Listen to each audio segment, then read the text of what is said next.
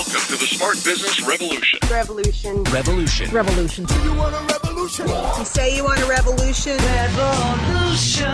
The revolution. It's going on right now. Welcome to The Revolution, the Smart Business Revolution podcast, where we ask today's most successful entrepreneurs to share the tools and strategies they use to build relationships and connections to grow their revenue. Now, your host for The Revolution, John Corcoran.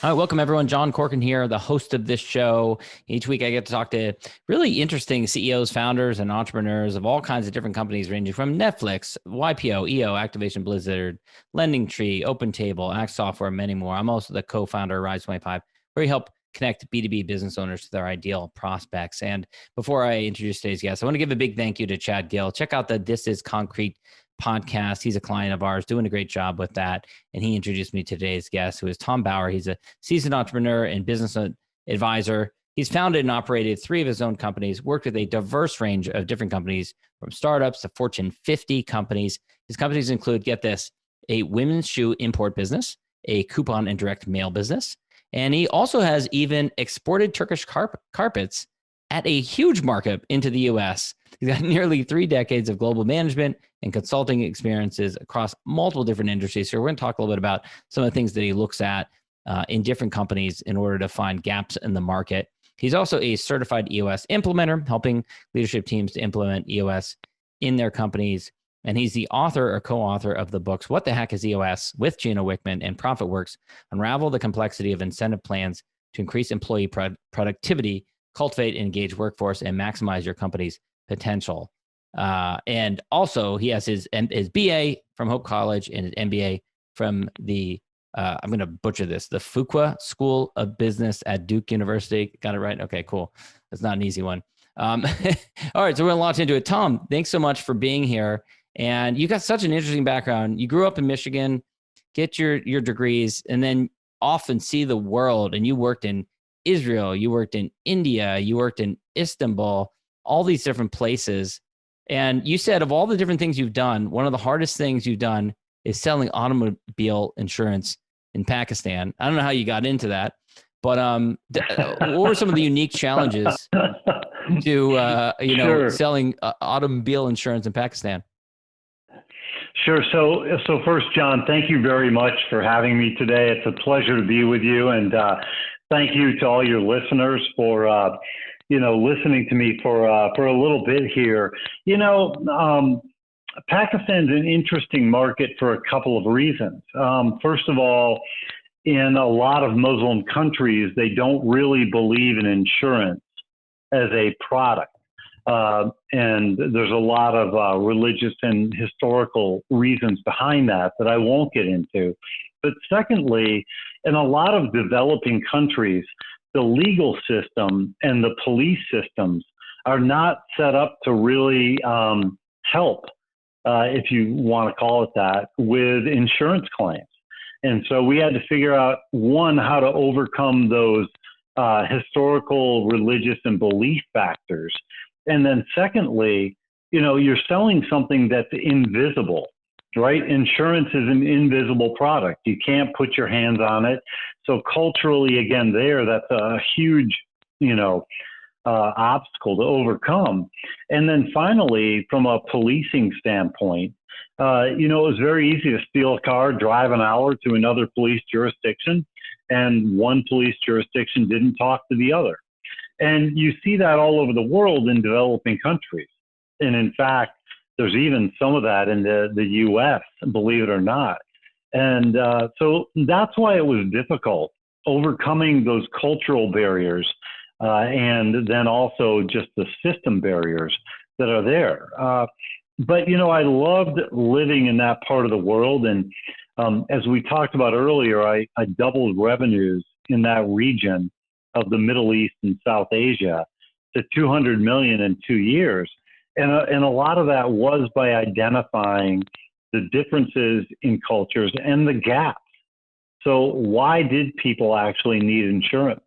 could we convince them that it was important for them to have this intangible product that would help them down the road? How did you, this American, who I assume you didn't have any background or upbringing in Pakistan, you're from Michigan, you come into this part of the world, part of a larger company, overseeing it all. How did you engage or interact with the boots on the ground staff that was there and navigate those cultural or religious waters in order to sell them on a product that they weren't accustomed to? The obvious answer is very carefully and with a lot of patience. For example, I grew up in a very Dutch household. So for those of you who can't see me, which is everybody, blonde hair, blue eyes, 6'2". So I didn't exactly blend in very well in those countries that I was working in. And it was really about connecting with them on a human level and letting them know that I was really no different. I had the same concerns, the same worries, the same fears. And so I learned to get really good at 4-hour dinners. And, when I grew up, and I referenced that kind of Dutch background, Sunday meetings were the longest dinners that we had, and they were meetings. We had a half an hour to report in on what we did that week and what we were going to do the following week. And during that time, you had to gather your sustenance and get it in your body. When I went to that region, I really learned the importance of talking with people and getting to know their family and their friends and sitting down for 4 hours and really having an enjoyable time. And once I got to know them, I realized that they were no different than we are. And we make that assumption that people from different cultures are very different. They're not. They just have different habits and practices. And so it was learning what those were and then adopting my own actions to fit in with those as well, like the 4-hour dinner. Right. But you bounced around. You were in different countries. You were in India, which is different from Pakistan, Yep. Obviously very different. Israel, very different. So is it picking up a whole new culture every couple of years when you're in a new country? Well, I had 2 years to pick up all those cultures. So it was a bit of a crash course. And one of the things that I kind of looked for was what are some of the key cultural differences between the different countries? And so in India, for example, it's very hard for them to say no or to give you a negative answer. And so I had to really work at my question. Israel being very opposite. They're very direct, very in your face. And so how do you deal with the fact that every taxi ride is a negotiation? And so you just have to get into that mode very, very quickly and go, I'm not from here. I need to accept how they're different, and I need to adapt to it and change me to be good for them. In other words, I had to meet them where they were. I didn't try and push them to meet them or for them to meet me where I was. Yeah. And now, I think that's kind of the key. You said one of the keys to growing, and you took the business from 100 million to 200 million in 2 years, which is just phenomenal, insane. But one of the things that was the key to that was figuring out a metric, a KPI, key performance indicator, that worked across the country. Explain to us what you discovered. Yeah, so in any business, you have a couple of really key economic drivers. And one of the things I looked for in those different countries was what was the 1 or 2 numbers that really would drive overall results. And what I got to after some experimentation for about 6 months is I had 600 salespeople. And what it came down to was their activities per day. And so if they hit 8 meetings per day per person across 600 people over an entire week, then I knew we'd hit our revenue numbers 3 months down the road. And if they fell below that number, then I had 2.5 months to come up with a plan to make up for a revenue shortfall. but it wasn't immediately obvious. The question I had to ask myself is, what truly is the profit driver for this business in this country? And so my challenge for your listeners would be, yes, you have a scorecard or a scoreboard or dashboard, call it whatever you want, KPIs, metrics, measurables.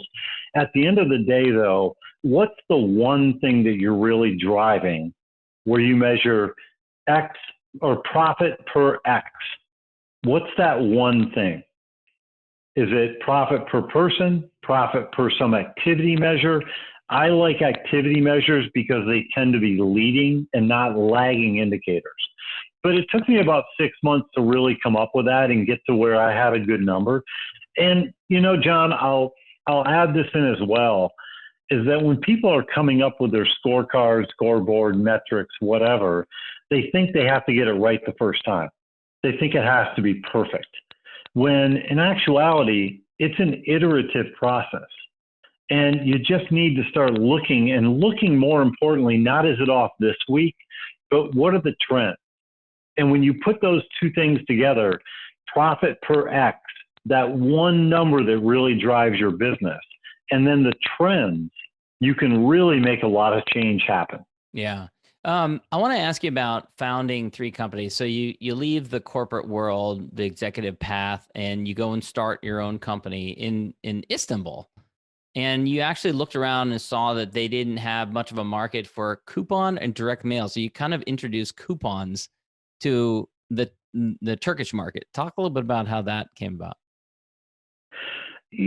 So it was interesting. Some of my friends worked for fast-moving consumer goods companies, think Gillette, Procter & Gamble, et cetera. And they were complaining that the retailers, think in the U.S., Kroger, Publix, Piggly Wiggly, whatever it happens to be in your area, they wouldn't accept the same barcode. And so I realized that there was a gap in the market, on the couponing side, but then importantly, the average person at that time got 7 to 9 pieces of mail a month. And when, think back 20 years ago, how much junk mail you were getting. But if you only got 7 to 9 things a month, you opened them. Yeah. Yeah, you opened them because they obviously were important. And so we realized we could put those two gaps together. We could get all the retailers to accept the same barcoding system, and we could use direct mail or junk mail as the vehicle to get those coupons out to people. And in the U.S., if you get a 0.1% return on a coupon, that's considered good. Our first mailing, we were getting 20 to 25% returns. Wow. On our first mailing. Unbelievably successful. Wow. Because people just weren't used to getting things in the mail that could save them money. Right. So that's how we came to that. But it was really about putting two gaps together and filling them. Was it harder to start a company in a country that you weren't native to? Oh, incredibly difficult. I didn't know the laws. I didn't really speak the language. And so I was very fortunate to find a Turkish business partner and another American who understood and had been in Turkey for a while to partner with. And the three of us really started the business together. But I couldn't have done it without Okan being my business partner and helping translate the laws into what we could actually do. Got it. And you end up starting 2 other businesses while in Turkey. One is importing women's shoes because you saw, again, a gap in the market. And then the other one's exporting Turkish carpets, which you found you could sell at a much larger markup in the U.S. market. So how did you end up going in those completely different types of businesses? Again, it goes back to identifying the gaps. And as I was going through the Kapalı Çarşı, the Grand Bazaar, for those of you who have been to Istanbul, I just fell in love with carpets. And I noticed that people were coming in and selling them for $500, and I could bring them to the States and sell them for $10,000. And the same with women's shoes. I noticed that they were getting styles that were a year behind Europe, and I could go direct to Brazil and get the styles a year ahead of time. So it was more of just keeping my eyes open as I was going to different stores and looking at things, that those opportunities just came up. And, you know, the carpet business it really came out of my love for carpets, but also because I was willing to put in the work. I worked for free on Saturdays for a year at a carpet store, and that means that you're basically folding and unfolding about 2 tons of carpets a day. Wow. And I'm fascinated by that. So you at one point you're taking $100 million business to $200 million, and a couple of years later, however many years later, you're working in a carpet store, folding and unfolding carpet. Yeah, actually, I was doing both at the same time. And so when I was in town, were you just so committed to learning the industry that you were just willing to put in the effort? Is that why you were doing that? Yeah, I mean, that's pretty much it. Is, you know, you have to be willing to put in the dirty work. And for those of you entrepreneurs out there, you know that when you started your company, you had to do everything, and you had to get in and get dirty and get messy. And that's what I did. And, you know, I did it because I loved it. And then, like many of your entrepreneurs, John, that listen to you, they started a company because they loved it. And then it actually turned into a real company. And they're like, holy smokes, I can actually make money at this. Yeah. And that's kind of how it happened. Yeah. I love to hear stories of that. People that, you know, you're not sitting on not resting on your laurels. You're not like in coast mode now that you've hit some point. You're back hustling, back putting in the hard work, putting in the hours, putting in the time that it takes to learn the industry. I think that's so cool. Let's flash forward a bit in your career to present day. And you literally wrote a book that was titled "What the Heck is EOS?" So I've had on, you know, I've had on Mark Winters and Gino Wickman, great past guests, and many other certified EOS implementers. But for those who haven't heard of EOS, can you give us the what the heck is EOS? Sure. Very simply, every business needs an operating system, which is how do you set priorities? How do you harness your human capital? How do you solve issues? And EOS really revolves around 6 key components. Vision, which is everybody aligned on the same page, going the same direction. People, as Jim Collins would say, do you have the right people in the right seats? Data, are you looking at the right numbers? Issues, how do you strengthen that issue-solving muscle? Process, probably my least favorite and therefore most ignored key component, which is how do you systemize what you do every day so you can scale? And then finally, my favorite component, which is traction. How do you get that rhythm, that cadence, that heartbeat going in the organization where you're just taking little bites of the elephant every week? Pretty soon that one's gone, you're on to the next elephant. In a nutshell, that's what EOS is. And more importantly, that's what an operating system is. And I would encourage your listeners that if you don't have an operating system, you need one. Pick one. If you choose EOS, great, you will make me happy, and I will thank you. But you need to have some systematic way of running your business, not waking up in the middle of the night, putting things down on a scratch pad. That's how I got, I mean, that's it. That's right. What the heck is EOS in a nutshell? And tell me about, how did you discover EOS to begin with? Did you read Traction and just fall in love with it? Or what was it? No. So I was working with a group called Ownership Thinking, which was founded by a guy named Brad Hams, who wrote the book by the same title. And that was all about how do you teach employees about the business of business? How do you create the right incentive plan for an organization and get everybody kind of pulling together in the same direction? And about 50% of the time, it worked really well. And 50% of the time, it didn't. So a colleague of mine and I decided to look into what was going on with that 50% where it didn't really work. And what we found is that when it was fizzling out, if you will, it was because the leadership teams were not on the same page. They didn't have a good operating system. They didn't have a good cadence. And so that led us to look for an operating system. And we picked EOS because we felt it was the most holistic, working on vision, traction, and healthy. How do you have a healthy team? And yet it was the simplest. And, as we started to use some of the tools in Traction, written by Gino Wickman, we started to see great results with our clients. And we thought, hey, if we're getting such good results, maybe we should do this full time. So we converted over to teaching EOS full time. And that was about 8 years and 250 companies ago and over 1,000 full day sessions with clients. And I can just tell you that the changes I've seen have really, truly been dramatic. But it came out of that background of teaching employees about the business of business. And that's how I got the EOS.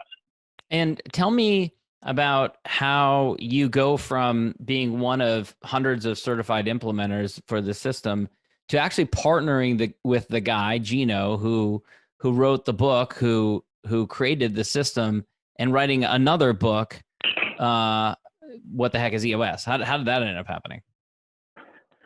I noticed a gap in the market, and EOS was exclusively focused on the leadership teams. And honestly, that's where they should be focused. But they weren't great at helping roll that out, that system, to the rest of the company. And so Gino and I talked for about 2 years about how would we create something to help roll that down in the organization. And the result was, What the Heck is EOS? Now, there were many, many discussions between Gino and I as to, was this part of their core focus? Would this be helpful? Would the book be useful? Would people use it? But at the end of the day, we wrote it a little bit like the Cliff Notes version of Traction. So if you want an hour and a half read, then that's your read. It will give you the basic fundamentals and concepts, but it was really targeted at the mid-level managers and below so that they understood what the leadership team was doing. And then that would give the leadership team a guide to help roll EOS out to the rest of the company. Because as you know, John, it's great if the leadership team is awesome and they're all focused on the same thing and they're healthy and they get along and they're a lot, just making things happen. But it's the other 100 people in your company that actually make their paychecks. And it's those other 100, 250, 30 people that are out there in the field every day making things happen. And you can relate that to any different industry. It doesn't really matter, but it's your field staff, it's your line people, your customer service people that really, truly drive your profitability and your long-term customers. And that belief is what led me to that number I talked about earlier, which was 8 activities per sales rep per day. I could measure all kinds of other things, on a country by country or product by product basis. But what I came to the realization was that those are the people that have feet on the street, that are talking with potential customers, they're making the sale or they're not. And so I kind of equate everything back there. And that's kind of how I get to those numbers. And that's why we wrote What the Heck is EOS. That's great. That's great. I love how you do the same thing you did as an entrepreneur as you do as an author. So basically looking for the gap in the market, whether it's a book or whether it's creating a business from scratch. I want to wrap things out because we're almost out of time. 2 last questions. Number 1, I'm a big fan of gratitude. So as you look around at your peers and contemporaries, however you want to define that, who do you respect? Who do you admire is out there right now?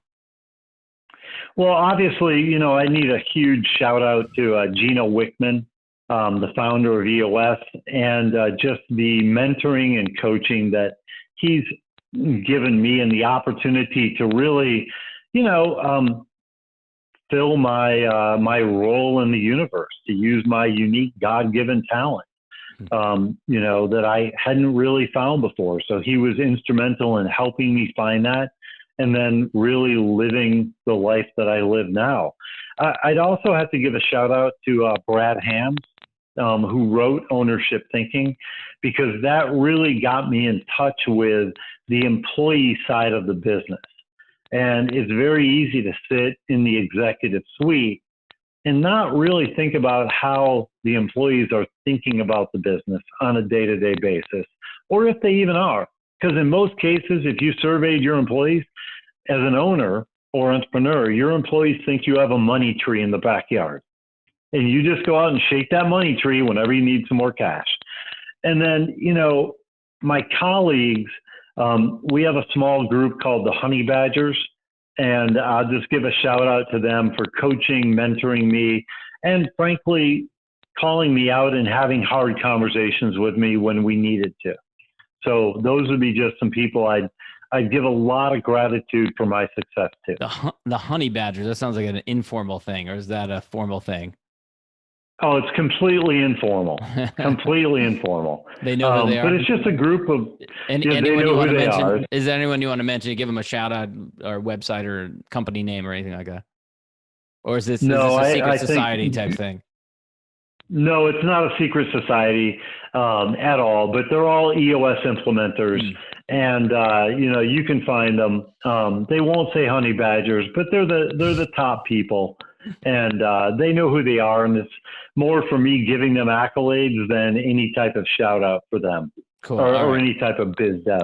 All right, last question. Looking backwards in your career, so looking back, let's pretend we're at an awards banquet, much like the Oscars or the Emmys. You're receiving an award for lifetime achievement for everything you've done up until this point. And what we all want to know is, who do you thank?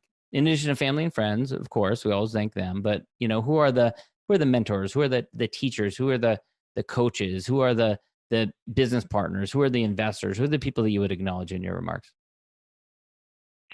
Well, first would be the people that I already mentioned, from a business standpoint: Gino, the Honey Badgers, Brad Hams. I probably would also give a shout out to the 4 people that fired me on 4 different occasions. Wow, we didn't even get into that. Yeah, great learning experience for me. And it was what I needed to move on to bigger and better things. And every time I landed on my feet and became a better person because of it. So I'd give a shout out to the 4 people that fired me. I'd also give probably, I'm going to have to say this in context, to my father and my mother. A lot of people will do that, but my father really educated me on business to the point that when we would do family road trips, and keep in mind, this was back when people didn't fly, you drove on a family vacation. We would listen to Peter Drucker cassettes in the car, and we would get quizzed afterwards. So I'm not saying they were the most fun road trips when you're 10, but I certainly learned a lot. I have a 10-year-old. I ought to get him started with that. Yeah, absolutely. You should. And then, obviously I'll thank my mom for her keeping me involved in music, which led to my being overseas many times before I got a job overseas. And so it was an easier adjustment having traveled the world multiple times, like 10 times by the time I was 21. And then finally, my first boss, Chris Christie. And whereas my father taught me the hard side of business, he taught me the human side of business. And so if I were doing a Lifetime Achievement Award, it would be all of those people combined, plus a few that I've probably forgotten in the 30 seconds I had to write down some names. Perfect. Tom, this is great. Where can people go to learn more about you? They can go to profitworks.com. They can find more there. They can also email me at tom@profitworksllc.com. And either myself or my assistant will get back to you. Please keep in mind that my time on the phone is always free for anybody associated with John. And so if you have questions, you want to talk a little bit, just please give me a shout. My cell is 616-635-9900. Same thing. Send me a text. Hey, I'd like to connect, and we'll go from there. Excellent, Tom. All right. Thanks so much. Thank you. Thank you for listening to the Smart Business Revolution podcast with John Corcoran. Find out more at smartbusinessrevolution.com. And while you're there, sign up for our email list and join the revolution. Revolution.